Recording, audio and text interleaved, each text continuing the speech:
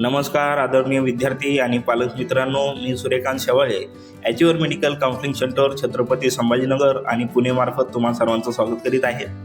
विद्यार्थी मित्रांनो, त्या ठिकाणी खूप सारे पालक आणि विद्यार्थ्यांचा प्रश्न असायचा की BMS नंतर काय, BMS नंतर MD किंवा MS करता येते का, गव्हर्नमेंट किंवा गव्हर्नमेंट एडेड कॉलेज जर असेल तर स्टायपन भेटेल का, ओके इंटर्नशिप वेळेस, आणि त्याच्यानंतर MD MS कोणत्या विषयात करता येते, MD MS जर आपण गव्हर्नमेंट किंवा गव्हर्नमेंट एडेड कॉलेजमधून केलं तर स्टायपन भेटतं का, असे असंख्य प्रश्न विद्यार्थ्यांच्या आणि पालकांच्या मनात असायचे.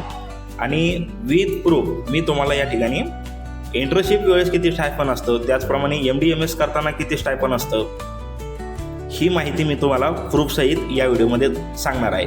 त्यामुळं विद्यार्थी आणि पालकांनी जेही BMS साठी प्रयत्नशील आहे अशा विद्यार्थी आणि पालकांनी व्हिडिओ शेवटपर्यंत नक्की बघायचा आहे. त्याचप्रमाणे इतर गरजू विद्यार्थ्यांना देखील हा व्हिडिओ त्या ठिकाणी शेअर करायचा आहे, जेणेकरून त्यांना देखील या व्हिडिओचा फायदा होईल.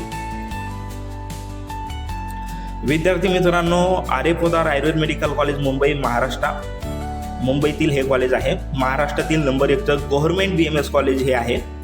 ओके, आणि या कॉलेजमध्ये जर तुम्ही इंटर्नशिप करत असाल, म्हणजे या कॉलेजला जर नंबर लागला तुमचा आणि 4.5 वर्षाचा कोर्स कंप्लीट झाल्यानंतर 1 वर्ष जे काही इंटर्नशिप असेल, जर तुमचा नंबर हा गव्हर्नमेंट कॉलेजला लागला, जसं की आर्य पोद्दार असेल किंवा गव्हर्नमेंट आयुर्वेद कॉलेज नांदेड, उस्मानाबाद आहे, म्हणजे धाराशिव असेल, त्याच्यानंतर नागपूर असेल, म्हणजे असे जे काही कॉलेज आहे, जर तुमचा गव्हर्नमेंट कॉलेजला किंवा गव्हर्नमेंट एडेड कॉलेजला नंबर लागला तर इंटर्नशिप करताना तुम्हाला शेवटच्या वर्षी 18,000 रुपये पर मंथ स्टायपन त्या ठिकाणी भेटेल. या ठिकाणी मेन्शन केलेलं आहे. ओके, पर मंथ स्टायपन किती असणार आहे, 18,000 रुपये पर मंथ असणार आहे इंटर्नशिप करताना.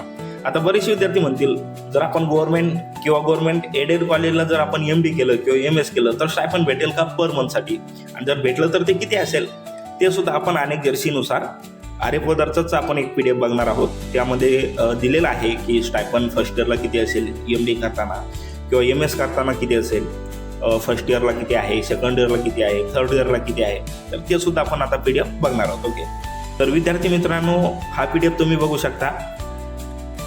अनेक जर्सी आहे. आर्य पोद्दार आयुर्वेदिक मेडिकल कॉलेज ओरळे मुंबई महाराष्ट्र, या कॉलेजचाच हा PDF आहे. या ठिकाणी तुम्ही बघू शकता फर्स्ट इयरला किती स्टायपन असेल, MD किंवा MS करतानाचा हे स्टायपन दिलेलं आहे. Stipend pay to the student per month in first year. Okay, तर 91,000 रुपये तुम्हाला महिन्याला भेटेल. जर तुम्ही गव्हर्नमेंट कॉलेजला किंवा एडेड कॉलेजला जर MD करत असाल किंवा MS करत असाल तर महिन्याला तुम्हाला 91,000 त्या ठिकाणी भेटेल. जर तुम्ही सेकंड इयरला असाल तर 91,700 रुपये सेकंड इयरला पर मंथ स्टायपन असणार आहे MD किंवा MS करताना. त्याच्यानंतर थर्ड इयरला किती असेल तर 92,700 रुपये पर मंथ हे स्टायपन तुम्हाला पर मंथ भेटणार आहे MD किंवा MS करताना थर्ड इयरसाठी. ओके, तर बरेचसे विद्यार्थी म्हणत होते की BMS नंतर इंटर्नशिप जी असते गव्हर्नमेंट कॉलेजला किंवा गव्हर्नमेंट एडेड कॉलेजला तर पर मंथ स्टायपन किती, 18,000. जर तुम्ही MD किंवा MS करत असाल तर 91,000 फर्स्ट इयरला, सेकंड इयरला 91,700 आणि थर्ड इयरला 92,700 रुपये पर मंथ स्टायपन तुम्हाला भेटणार आहे MD MS करताना. ओके, तर त्याच्यानंतर आता कोणत्या विषयामध्ये MD आणि MS करू शकता हे आपण आता बघणार आहोत. विद्यार्थी मित्रांनो, अनेक जर्डीनुसार काही कोर्सेस दिलेले आहे. MD आणि MSचे सब्जेक्ट दिलेले आहे, ते आपण या ठिकाणी बघू शकता. पहिला सब्जेक्ट आहे आयुर्वेद संहिता एवं सिद्धांत. MD याच्यामध्ये करू शकता. सर्व MD असेल किंवा MS असेल 3 वर्षाचे कोर्स असेल. जर तुम्ही MD किंवा MS कोणत्याही विषयामध्ये करा, तुम्हाला स्टायपन हे 91,000च्या आसपासच असणार आहे, जे की मी तुम्हाला अगोदरच्या PDF मध्येच दाखवलेलं आहे. त्याच्यानंतर रचना शरीर आहे, क्रिया शरीर आहे, द्रव्यगुण विज्ञान आहे, रसशास्त्र एवं भैषज कल्पना, स्वस्थ वृत्त, आघाततंत्र, रोगनिदान एवं विकृती विज्ञान, त्याच्यानंतर काय चिकित्सा, रसायन एवं वाजीकरणा, मनोविज्ञान आहे. त्याच्यानंतर या ठिकाणी तुम्ही बघू शकता शल्यतंत्र. आता शल्यतंत्रमध्ये तुम्ही MS करू शकता. शल्यतंत्र म्हणजे काय, जनरल सर्जरी.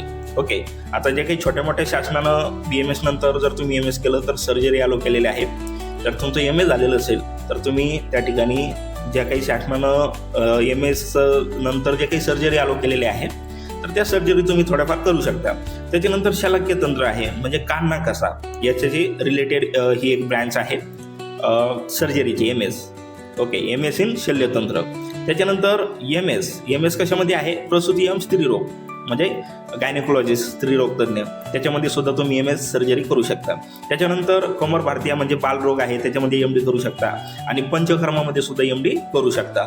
तर हे 16 विषयामध्ये तुम्हाला MD + MS करू शकता. आता त्याच्यामध्ये 3 विषय जे दिलेले आहेत त्याच्यामध्ये शल्यतंत्र जनरल सर्जरी आहे, शलाक्यतंत्र याच्यामध्ये ENTची रिलेटेड सर्जरी आहे, त्याच्यानंतर प्रसूती स्त्रीरोग याच्यामध्ये म्हणजे गायनेकोलॉजिस्टच्या संबंधित जे काही सर्जरी असेल थोड्याफार जे काही शासनानं अलो केलेले आहे, तर या 3 विषयामध्ये तुम्ही MS करू शकता म्हणजे सर्जरी करू शकता आणि उरलेल्या 13 विषयामध्ये MD तुम्ही त्या ठिकाणी करू शकता.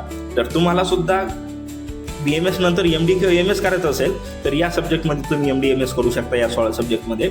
आणि कोणत्याही सब्जेक्टमध्ये तुम्ही MD किंवा MS केलं तर त्या ठिकाणी तुम्हाला स्टायपंड पर मंथ भेटणार आहे, परंतु कॉलेज हे गव्हर्नमेंट असलं पाहिजे किंवा गव्हर्नमेंट एडेड असलं पाहिजे तरच तुम्हाला MD किंवा MS करताना स्टायपंड भेटेल, अन्यथा भेटणार नाही. ओके, आता BMS करताना स्टायपंड किती? 18,000 पर मंथ म्हणजे इंटर्नशिपला. ओके, आणि MD MS करताना स्टायपंड किती? तर 91,000 आपण आरेपदारचं PDF बघितलेलं आहे according to Annexure C. Okay, तर व्हिडिओ आवडल्यास व्हिडिओला लाईक करा, चॅनलला सबस्क्राईब करा, गरजू विद्यार्थ्यांना हा व्हिडिओ त्या ठिकाणी शेअर करा. त्याचप्रमाणे ज्याही विद्यार्थ्यांना आमचा फ्री व्हॉट्सअप ग्रुप जॉईन करायचा असेल अशा विद्यार्थ्यांनी डिस्क्रिप्शन बॉक्समध्ये दिलेली लिंक जी आहे त्यावर जाऊन आमचा ग्रुप त्या लिंकवर जाऊन आमचा ग्रुप त्या ठिकाणी जॉईन करू शकता. त्याचप्रमाणे ज्याही विद्यार्थ्यांना आमच्याकडे काउन्सिलिंग जॉईन करायचे असेल असे विद्यार्थी आमच्याकडे काउन्सिलिंग जॉईन करू शकता.